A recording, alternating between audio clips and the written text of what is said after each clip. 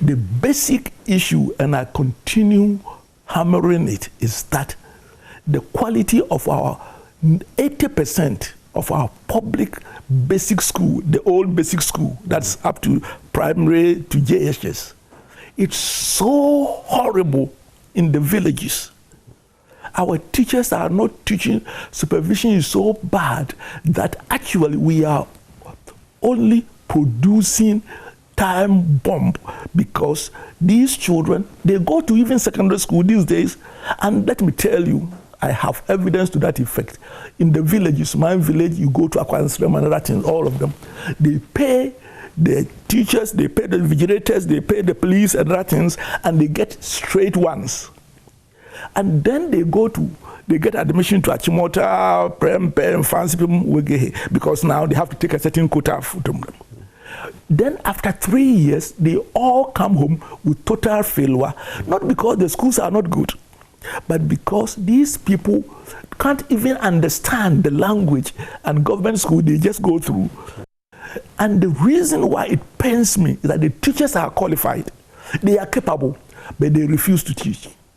And because they are getting away with murder.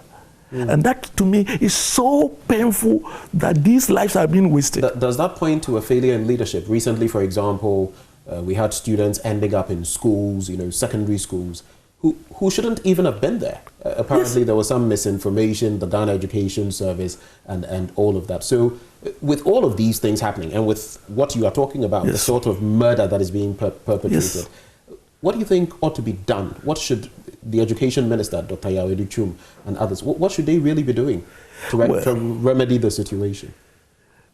Well, I have always asked for the same. They should do exactly what is being done in what I call the poor private schools. Because when we talk about private schools, the Accra Ray Church, Christ the King, and that things, they are very few.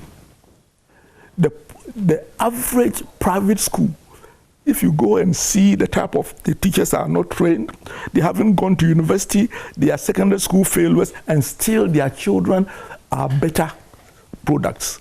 And it all has to do with supervision and accountability.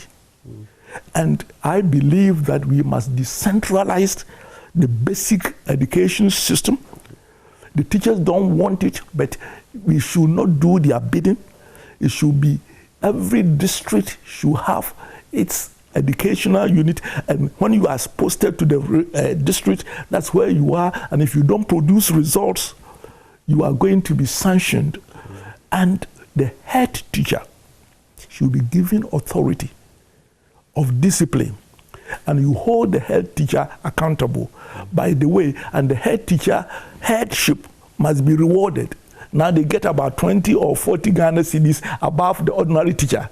So you make the head teacher a distinct position, attractive one. And then you give the head teacher the authority to supervise the teachers, hold them accountable, and can decide that you don't meet my standards, I don't want you. Finish.